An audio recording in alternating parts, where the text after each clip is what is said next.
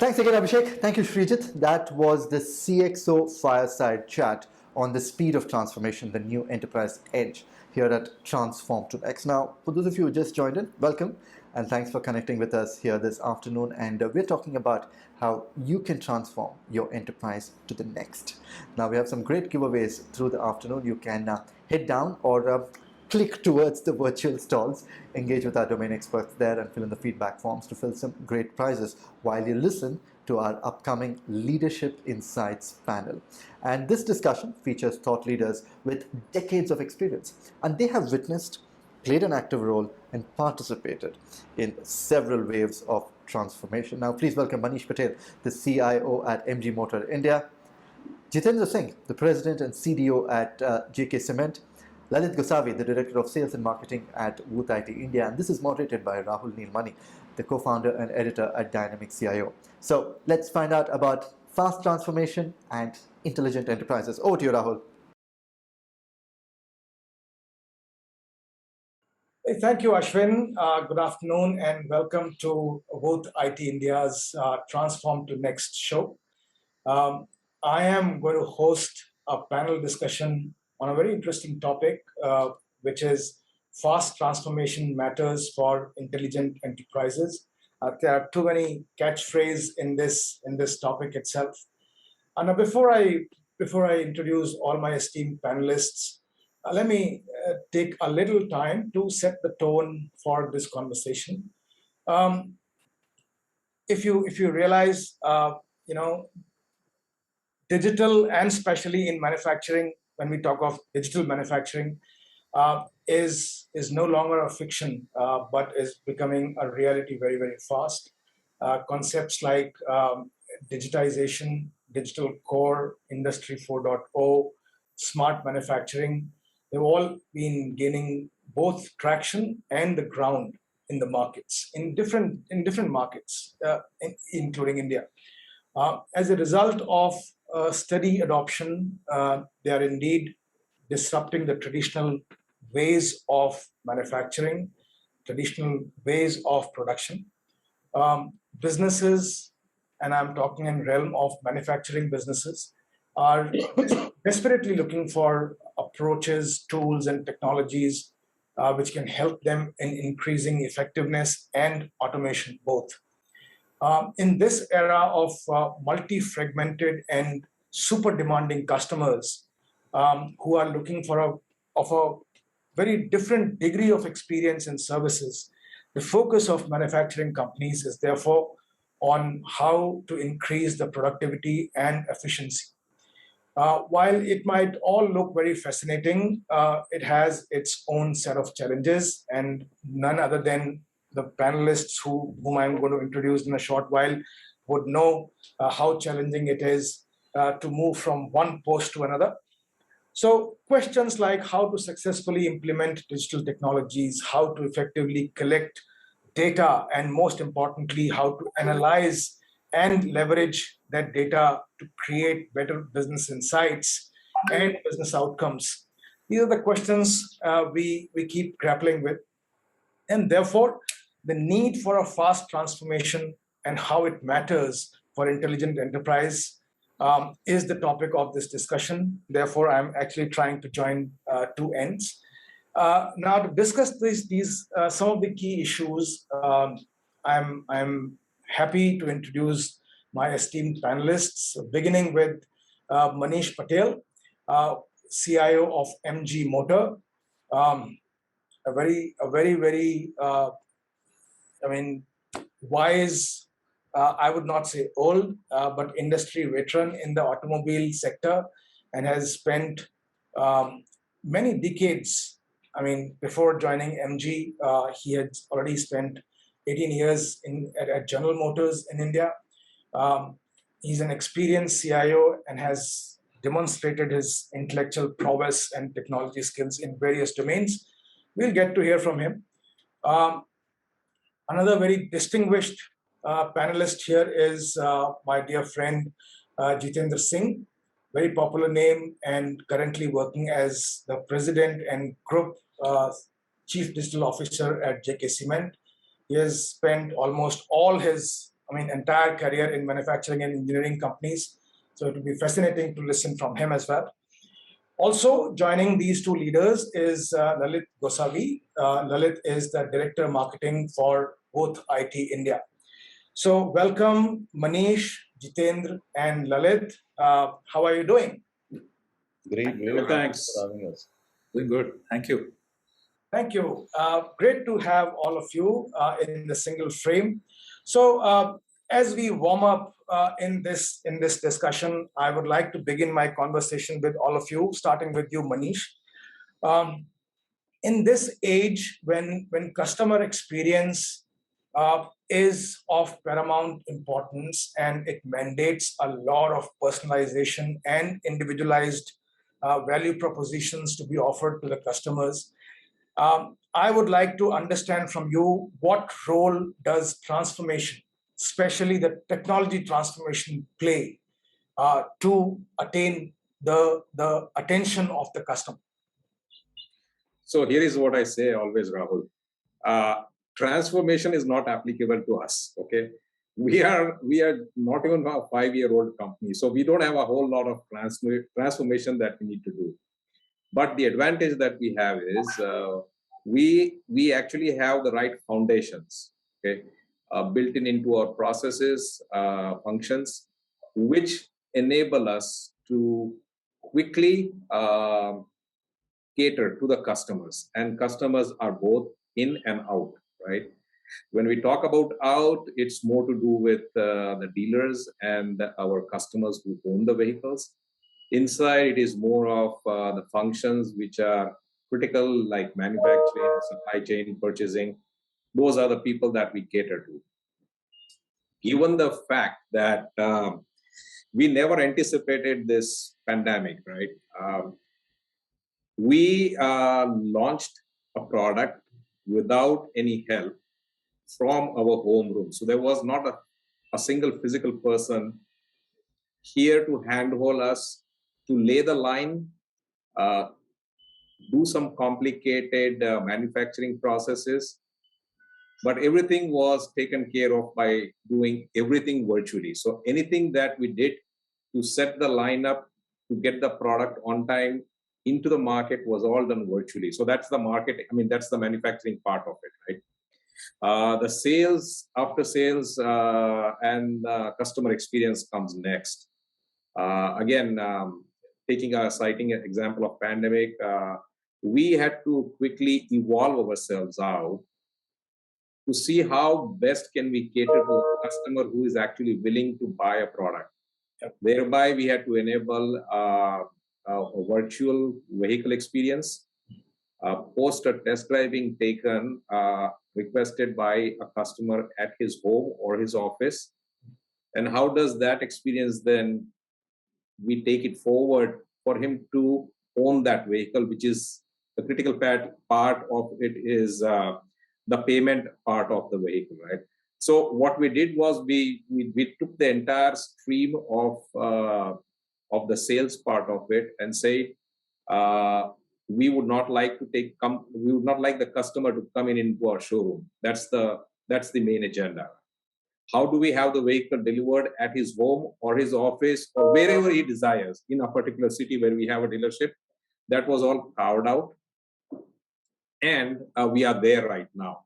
The only thing that was missing at that point in time, which we are almost live now with, is how do we integrate the banks now? Because considering a vehicle which is about 25 to 30 lakhs or around 15 to 20 lakhs kind of a variant, right? There won't be many customers who would be willing to pay directly from the bank or use a credit card or things like that, right? Yes. So right now, what we have done is we have enabled the banks also. So during the journey of the customer buying the vehicle, he actually goes to the bank, gets the loan approved, comes back and continues his journey, and thereby enabling that he doesn't even still need to walk into our showroom. No, so I for a moment forgot before writing that cliched question that it's a 5-year-old company and the vehicle itself says internet inside. So it's internet inside and internet outside. Brilliant. I think you have the luxury of not having too much of technical debt, too much of legacy, and therefore the progression is fast. I'm not using the word transformation here. The progression is fast. Yes. However, in these 18 odd months, I'm sure the certain things that you just explained to us, uh, those elements are also indicating that transformation was required very quickly, because nobody anticipated that this situation will come. And automobile stories are very fascinating. And if I move from an automobile company to a cement manufacturing company, and that to an old cement manufacturing company, this question now holds absolutely true. If I ask Jitendra sir, how did you visualize all of this, and what role transformation and technology transformation play, not only during these 2 odd years, but otherwise to leapfrog in terms of creating a better customer experience? In fact, when I was listening to Manish, I was thinking that ask me, it is altogether a different paradigm altogether. And during the pandemic, I guess somebody stood on the pedal itself, and the odometer was immediately from 40 to 90. It had to be like that, otherwise we were nowhere. So it's a different story altogether, because being an typical old generation company, not in terms of the age of people around, but yes, the number of years we've been in the industry, and also the JK legacy is more than 100 years old. So it's basically the transformation in a true sense actually happened in the past few years itself. Yep. Because earlier, see, the cement, otherwise also being a commodity, it's more to do with you sell cement, and if somebody is building a house, they'll ask for a cement. But with infrastructure taking shape faster, and customers having choices of cement also, actually. Mind you, we already see that cement is a cement bag, but there are various types of cement, in fact, for various applications. There are different parameters involved. Then we are into white cement business also, which is for interiors, then wall putty and value added products. So it's more to do with both. I completely agree with Manish that IT specifically has both customers, internal and external as well. Internally, of course, there were two challenges. One is introducing the technology. Second, the bigger one was the change management. And outside, it was relatively, in fact, that was a pull. Here, internally, it was a push. Outside, it was a pull factor. If we did not do it, we would be nowhere. So we were actually compelled to do for the outside world, which is you call about CRM, you call about dealer network automation, channel financing. In fact, when Manish was talking about integration with the banks, we had to do it for channel financing purposes, wherein a dealer on fly while posting an order could actually ask for a credit from a bank. There are two banks now engaged with us. It will not be wise to name them here, but otherwise, and on a fly, the credit history of the dealer would be picked up from my ERP, and then bank will have an exposure that automatically it will be approved, and the credit is approved, and the sale can be made. So this is 100% online happening as we speak. So this is one, and then of course, host to host, we've been talking about it for years together, not even pandemic, before that also. So that's also there. Then internally, yes, employee engagement, employee satisfaction matters a lot, which includes the HRMS, the intranets of the world, using various platforms. For a commodity industry or for a manufacturing process industry, specifically speaking, what happens is that we are more to do with the made to stock order. And in this made to stock option, what happens is that the choices of automating the manufacturing side is largely with an objective of optimizing the cost and making best use of the plant capacity what we have. So suppose, for example's sake, I'm not saying we are at today 85% of the utilization, but suppose we are at 80. So bringing that 80 to 85 would require a lot of efforts, which would require a lot of data to come inside. And then analytics would be happening, and then we would find out that which area needs improvement, which could be a replacement, which could be a refresh, which could be only fine tuning of those existing machineries. So this is how it has happened. Pandemic, of course, specifically speaking, I could correlate very well with Manish because we were in process of setting up a new plant, a manufacturing unit for our cement during the pandemic itself. And our experts were sitting in Finland and other European countries. So we had to make use of the augmented reality thing, and it really helped us a lot. Then, uh, then we to connect with our channel and our influencers. Market visits was not a possibility at all, so we created e-visit kind of a module wherein through voice, the attendance, the visits could be logged in. We enabled the influencers with converting their um influencer points, those gift redemption points into cash. Instead of gift, they can actually convert that into cash because that was a necessity for them. That was picked up very, very well in the market. And parallelly, we were working on that.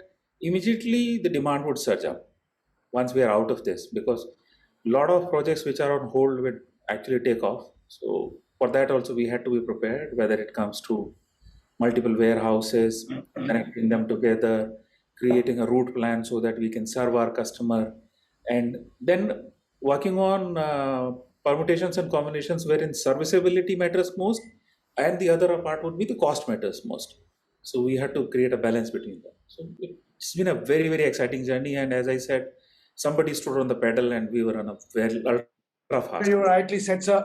And in fact, in all my conversations with the CXOs in the past 1.5 odd years, um, I am super charged up to say this, that even though the investment in technology may have got a little impacted, or maybe very prudent investment in technology has happened, but the kind of innovations that have taken place are fascinating. I mean, those innovations have actually helped us leapfrog by a few years, maybe 3, 4 years, if not more. So, Lalit, you have been listening. I mean, you listen to two very diverse industries and two very diverse viewpoints. But the crux of it is that the customer is at the heart of it, in the center of it, and how the experience is being delivered to the customers is the stories that in the first question itself both the leaders have just explained. Now, if we talk of from your perspective, from both IT's perspective, how does this technology change gets how does this technology change get enabled from a technology point of view, from a business function point of view? What kind of expertise does Wurth brings to table? And the tagline itself says, because fast IT matters. So if you can explain a little bit, as an opening remark, then we'll move forward. So I've known Manish for a while, so I know the problem that MG, because we are partners to MG. Jitendra, we working with cement industry, we understand that particular thing. But your thing about the customer experience, and during the pandemic time, what we've seen as a technology provider, we've seen a lot of uptake on the experience side of it, where the consumers or the companies want to enhance the experience. When I say experience, it's not just the consumer experience, it's about the employee experience also, like what Jitendra touched upon and even Manish touched upon. Suddenly pandemic happened, you had no interaction with your employees also. You wanted to find out the well-beings of the employees. So when you say fast IT matters, there were so many applications that were developed so fast to at least understand the well-being of the employees and whether they are safe, is there a problem, do you require any help, do you require any money, all that stuff. Apart from just connectivity, are you connected? Can you connect to the systems or not? Because I have been talking with a lot of CIOs where the basic challenge when the pandemic started was there were a lot of legacy applications which had no connectivity. And suddenly you felt that, okay, I'm not able to connect to this because I'm sitting at home. The first thing is you talked about technical depth also at a point. So first thing was to identify the technical depth and do legacy modernization. The second bit of it is we've seen an upsurge in the commerce side of it, where it was not there earlier in the manufacturing space predominantly.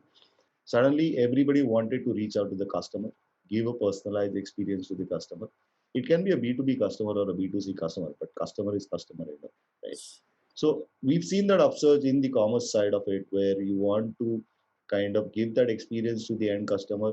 Manish was highlighting on that. So you can book a test drive, you can do a test drive, you can actually go and buy a car without actually visiting a dealer showroom, right?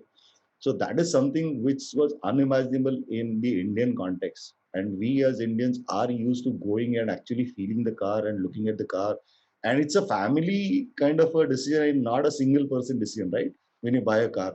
So typically in a car purchase, it was a dramatic change in the experience that we've seen, that people are looking at internet, people are looking at reviews, people are comparing, there are aggregator sites, there are a lot of things.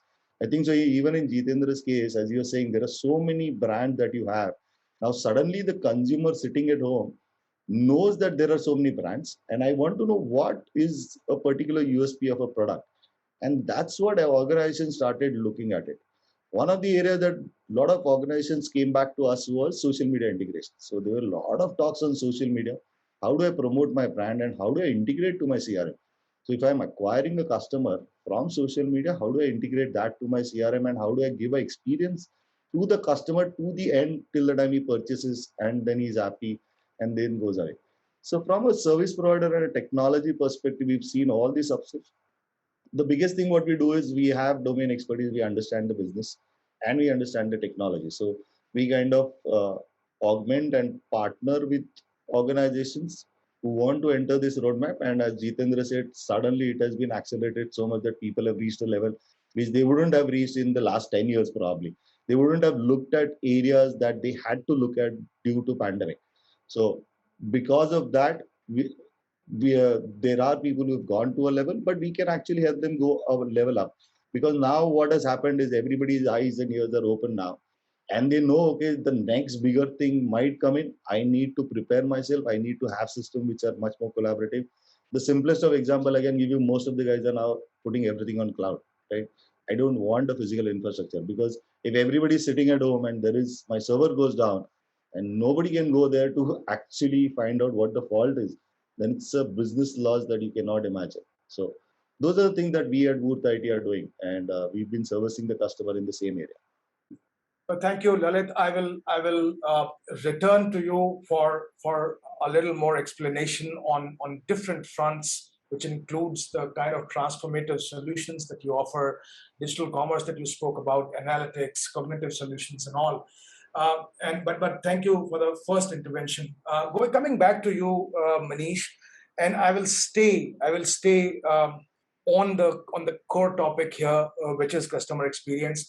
So I believe that the time is not too far when majority of businesses or the business growth will actually come directly or maybe influenced by a factor called D2C, direct to consumer, and mass customization.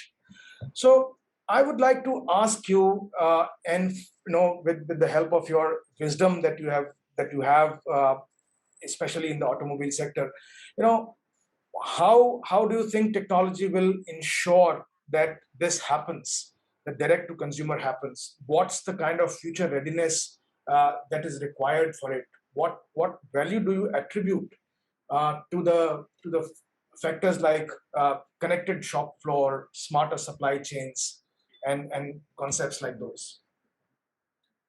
Uh, One thing is for sure, okay? I mean, when we talk about smarter supply chain solutions, given the current situation that we are in, no solution would work. Trust me, Rahul. We actually do not know. Sometimes I'll be very honest with you. Okay, sometimes we really do not know the reason why a particular shipment is being just not has not moved out of a port or an airport. It's just sitting there doing nothing. Okay, some say unavailability of containers. Some say COVID just hit the airport, so they are closed down. Somebody would say, "Oh shit, this is a wrong shipment. We need to take it back. We need to provide you another." All kinds of scenarios happen. So for the current moment, I'll leave supply chain out. Okay. Coming to smart manufacturing, again, we as a company acquired a old plant, right? We wanted to do a certain amount of investment, specifically to bring in newer manufacturing lines. So obviously we had to relay everything in the plant, but we could not take out everything and redo everything. So the best thing that we did was to completely automate the paint shop, which wasn't the case in the OEM that we took from. So we completely automated that. Now with that automation, and I have been lucky to be sitting in the same plant for the erstwhile OEM and for now MG. So I know, okay, I would say there has been up to 40% more efficiency because of the automation that we were able to bring in. Okay. I'll give you a very simple example. While 10 years back, when the paint shop was not completely automated, people had to be physically there at the plant on a Saturday, Sunday, and we call them these like maintenance crews, right? To just come push a button to make sure that something is running, because we can let the paint shop shut down and dry out. Okay, that's another expense that you will end up with. Now with this current scenario, everything can be done sitting at home. So besides the efficiency that we brought in, we never brought in the crew to keep the burners running even during the pandemic. Okay, so we never shut down the paint shop. Yes, we were not painting bodies, obviously because of reasons people could not come to the plant. But again, in a manufacturing process, the paint shop has to continuously run. Okay, there are certain processes that you have to go on doing. I mean, and virtually everything was done, right? So that's one part of it. Right now, what we are into after 4 years of acquiring this plant, what we are into is helping the maintenance crew do the same thing what we did in in the paint shop, right? So what we are almost done with is again, from a panel perspective, the electrical panels had to be changed if we had to take them a notch above to the closest, the 4.0, manufacturing 4.0, right? So we had to take these hardware a notch up so that they are compatible with the standards that are being followed right now. That being done, now what they're doing is they are integrating that with the solutions which have been provided by the likes of Siemens and Allen Bradley, so that even on weekends, if the people do not have to come, it's fine.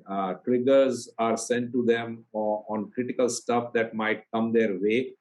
That, hey, this part has a shelf life of X years, it is nearing that. Or because of some reason or the other, this part is impacted because of something not working fine on the other end, right? So that's where we are now going to.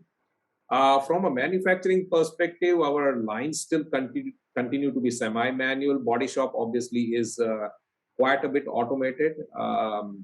But when it comes to general assembly and other processes, it's quite manual.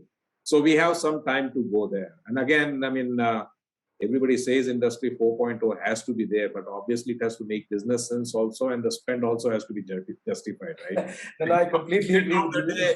End of the day, it's not a certificate that you have saying I'm industry 4.0. Hey, I'm just going to buy a MG product. Yeah, I mean, let's detach the fanciness of the term from.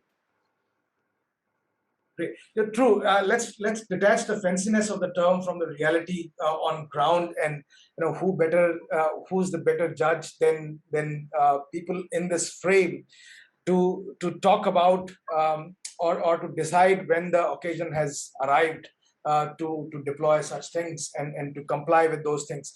So Jitendra sir, I'm going to stick to this question, although I will rephrase it a little bit for you.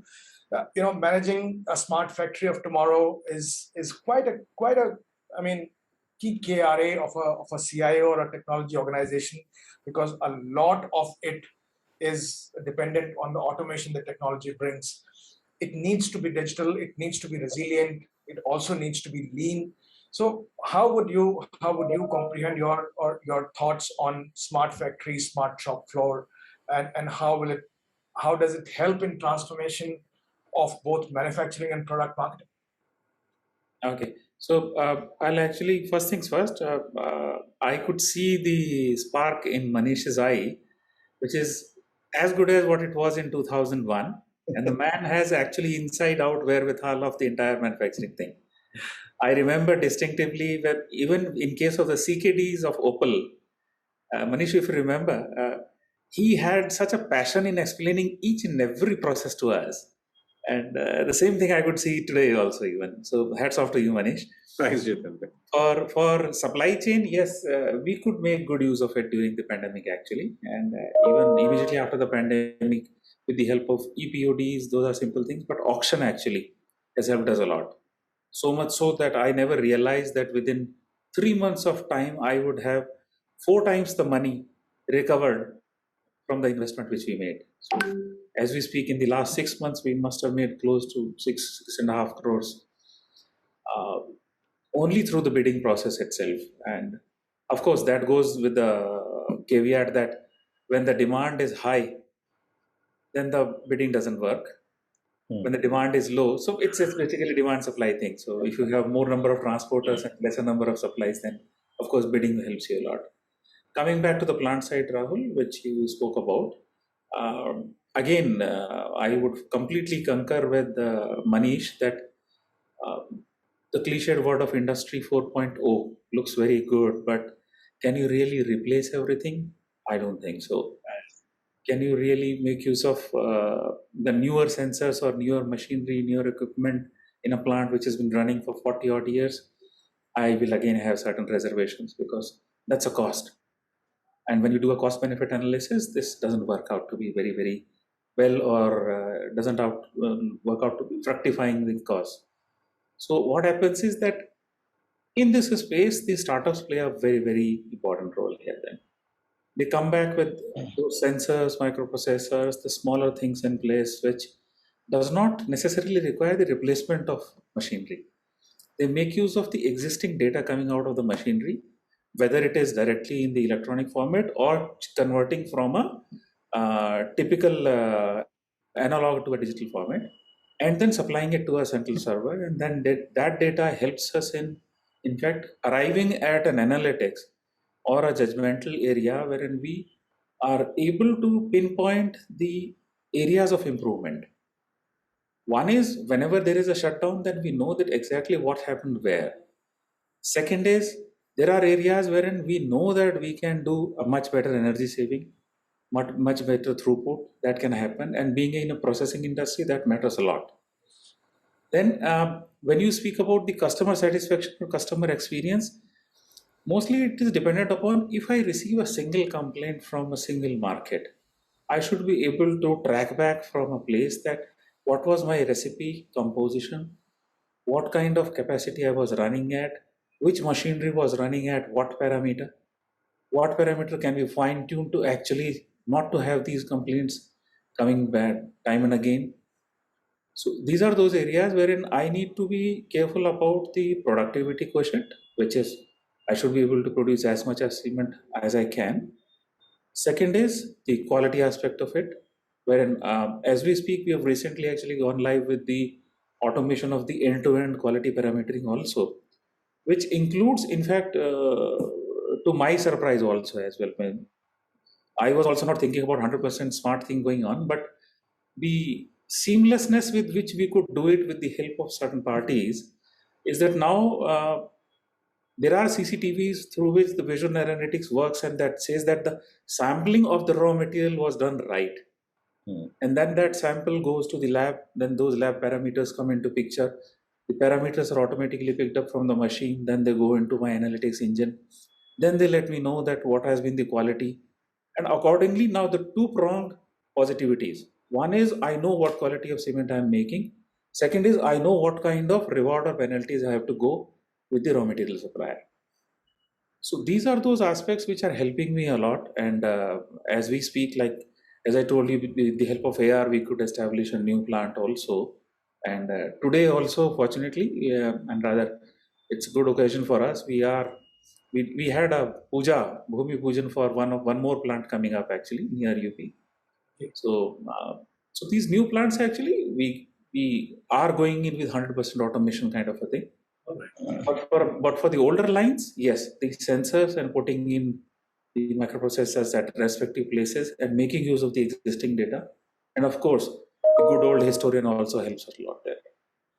I understand, and both of you have actually very very subtly and also very directly explained the kind of transformation that is actually going in. I mean, in terms of the real world um, occurrences and real world experiences, because we always have to create a, I mean, have a great demarcation between jargons and reality. So while these technologies, Just one 30-second thing. I do not know the nitty-gritties of the auto industry, but in process, there is one more thing which is a great battle to be won: the coffee toffee debate between instrumentation and IT team. That's actually one area wherein the harmonization of the thought process has to happen. There's nothing wrong; both sides are right. But the only thing is that we feel that we are being encroached, either side. So that's one fine balance one has to make. Otherwise, it doesn't succeed. thank you for this intervention. So Lalit, quickly coming on to you, when it comes to Wurth IT, I've read that especially for the manufacturing sector, the organization provides a great deal of intervention in terms of agile processes, improved agile processes, which are also with the help of uh, technologies like IoT, like analytics. So, would you like to elaborate on that? I mean, including the some of the implementations that you've done. Yeah, definitely. So I actually concur to what Jitendra sir said, because we've got one analytical product which is very specifically sold to the plant heads only, the operation guys, that improves the operational excellence. And at no point of the entire sales cycle we speak to the IT side of it. Uh, and what it does is it helps you, typically in a process industry and a cement industry, it helps you increase the operational excellence and also gives you some amount of saving, that is sizable savings, not changing anything in your plant or not changing anything in your PLC or DXCs or SCADAs, those kind of systems. So I know the battle and the tussle that we have when you have to integrate that data back to the ERP system that you want to actually do that, because that is a seamless journey that any CIO would want. Whatever tools are used, whatever data is being analyzed, needs to go back to the digital core. That is part A of it. And in the discrete side of it, we always work on the data and smart floor automation, those kind of stuff. We don't deal directly on the sensor side of it. We are more on the software side of it. We have gateways, we have edge gateways where you can consolidate all the data, build meaningful reports and dashboards coming out of it using various technology. I'll not go into the technology part of it, but on a functional side, we've got expertise of getting the data, different protocol data, as you call it, on the floor or on the shop floor, all the protocol data coming into one area or a data warehouse that you want to call it, and then using the data, either giving it back to your core, which is a digital core or a ERP system that you might have, or you want to do analysis on a runtime basis, give alerts and everything. Like Manish was saying, now the technology is so much advanced that I know people service their machines, the OEM that you might have from where you bought the machines, all the electrical and electronic, whatever faults come in, they don't physically come to the plant. They do it remotely itself. So like that, you have minifying data, you have experts who are sitting there who understand. So predictive maintenance is there for a longest period of time in the manufacturing industry, and people are using it effectively now. And there are other areas that they've identified. It depends on organization to organization as to what level you want to do. I agree to both Manish and Jitendra sir that Industry 4.0 as a jargon or as one thing that I want to do, nobody can do it entirely for the plant, and that will not be kind of sustainable for any organization. But there are bits, people have identified areas where they want to do it, how they want to automate it, and what they want to automate. Once that is decided, you know the amount of data coming in, then you require a partner who can help you analyze the data and put the data of some use, right? When you say use, it can be the MRP run that you use it for, or it can be any other stuff that you want to use it for. like Jitendra sir was saying, energy consumption. So energy consumption data is very critical when it comes to a manufacturing plant. Right? You want to know how much energy I'm consuming and what is the amount of money that I'm paying, and how does that translate into the product costing when it actually goes into it. And that real-time data and analysis is what required. So these are some of the services that we actually are doing with our customers. And it's in bits and pieces, not like the entirety of it that one plant says, okay, I want everything out of it. It's not like that. But always what we have is, as we are a large SAP shop, we help them integrate back with SAP also, because we understand this bit and we understand the SAP side of it also. So we understand the integration point, we understand what needs to be handshaked and how it needs to be handshaked, so those kind of things. Okay, thank you. So, in the interest of time, if I would have to ask one question to all the panelists, starting with you, Manish, that going forward, I mean, we are coming to the fag end of a year. It's not true that after end of every year things change dramatically, but as a general standard practice of forecast or planning, what's a few things that you would like to highlight that MG Motor will focus on in terms of customer experience, in terms of deploying technologies which enable customer experience? So, for me to enable that, Rahul, honestly, I have two wishes. Okay, one, the chip problem needs to go away globally. Secondly, the global logistics issue needs to be resolved. Right? If that is there, we are on our way. I mean, that's one thing we keep on. It's a daily job right now, and I mean, I give a lot of credit to our supply chain team. As to, and again, followed by that is the manufacturing team. If we are anticipating a container which we were not anticipating, how to best utilize that container? I mean, at least keep the plant running, like Jitendra was saying. Get some efficiency into it, right? If your plant is able to manufacture X vehicles on a daily basis, right? Even if you are able to manufacture X minus something, the efficiency obviously comes down, but you have some output, right? Which then can be catered to the customer. Honestly, the scenario with the auto OEMs is not too good right now, given these two challenges, but everybody is trying to do their best. Okay, I mean, I have known OEMs who have dropped the variants and dropped the key features that utilize chips and are giving airborne vehicle to customers, right? And there are customers who are willing to take that as well. No denial in that. Okay? We have seen normal vehicles. I mean, we have seen, again, this is tagged to the gasoline prices going up, right? We have a surge in the demand of EVs right now. Okay, and God forbid, we never thought about it, that this would come in as a wave, right? But thank God, we are able to sell EVs right now also. So, honestly, end of the year, I would say I'm keeping my fingers crossed, Rahul. Hopefully, these two issues go away, and the third wave of the pandemic doesn't hit us again after Diwali. January onwards, I truly believe there should be some streamlining happening. Okay, end of the day, we want to provide the products to the customers. Services are not an issue right now. Getting a vehicle serviced, pick up, drop, payment remotely, that is not a problem at all. Yeah. The core problem is we have handful of bookings in our hand and we are not able to deliver. That's the core of it. That's actually, you're right. And I did a very short snap poll as to which industry will the chip shortage affect the most. And to my surprise, it was not technology or peripherals, it was automotive industry. Yeah, look at the inventory that has been set up in developed countries, US, Europe, including China. Our mother plants there, they have vehicles piled up in their stockyards. Right? We are a bit lucky that we are not getting parts, but the amount of vehicles that we are able to will we completely go off and sell it off into the market, right?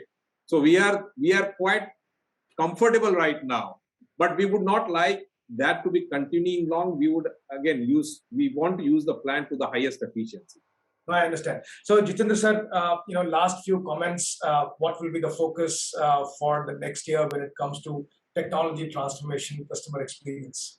Well, from immediate effect, actually, there are a few things. In fact, one would be, of course, we are looking forward for more sort of integration and automation, or moving towards the goal of Industry 4 somewhere someday. But what happens is that in an endeavor to automate everything and collect that data, what gets skipped more often, and that's the scariest part, is the security, Yeah. the data security of this plant and all those things, because you cannot afford a downtime for a manufacturing unit. So that's one area, that security piece I'll be working extensively on. Yes. Second, again the alphabet S actually, and as Mr. Lalit confirmed, that social media. You must have noticed that we are predominantly very aggressive in terms of social presence, Yes. and especially in the last 18 months or so. But my question has always been that how does it get converted into a real money? Yep. Is there a integration, backward integration, or a forward integration which either provides me a lead or tells me that this has converted into a sales in some fashion or the another? That has not happened as yet. The only thing which we can actually jump on is we had 5 million likes or anything. That doesn't help. I will, as a last parting shot, Lalit, you should answer this question because it's very closely related to your first comment, and then I will wind up this session. No, no, absolutely. So we can have a separate discussion, Jitendra sir. But there are tools and techniques the way you do social media integration. Typically, from an acquisition perspective, you tie it back to your CRM and kind of map it to the entire journey of your sales cycle, saying that, okay, this came from social media and this is how it is stacked and now it is delivered. So your campaign, just not by the reach or the number of likes or the engagement rate, as they call it in the LinkedIn case, it's not just that, it actually translates that into something called as MQL, they call marketing qualified lead. And then those leads are tracked in your CRM as marketing qualified lead and then to the closure. So something of that sort can happen. Perfect. Would like to hear more about it. Yeah, definitely. And my parting things is always from a technology side where we service various customers, right? We service banks, we service insurance companies, we service manufacturing companies.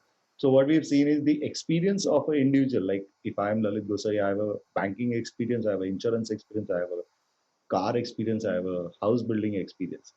But somehow because of the lot of apps that I kind of look into, I kind of relate saying that this is my benchmark of my customer experience. And sometimes I expect the same thing from all the interactions that I have in my day.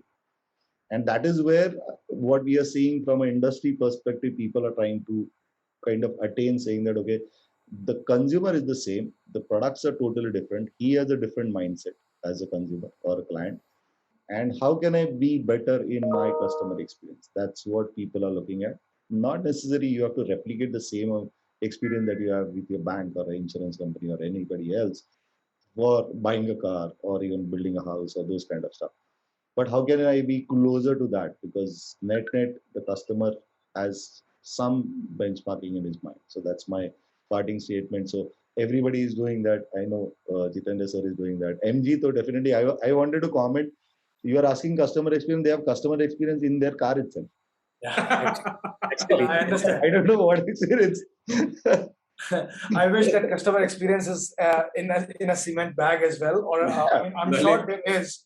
There is. Lalit, However, that customer experience within the vehicle also is a challenge. Okay, you Yeah, got to have the understand that. right application and gentlemen, perspective layer to keep that the customer is happy. I'm extremely sorry, but all the very fascinating, spontaneous conversation. But I have to curtail it here due to the paucity of time. Thank you so much, all of you. Thank you very much, Manish, Rahul. Jitendra sir, Thank Lalit. you. Thank you so Thank much. you, Rahul. Nice meeting you, Jitendra. Bye, Lalit. Right. Thanks a lot. Nice meeting you, Jitendra sir.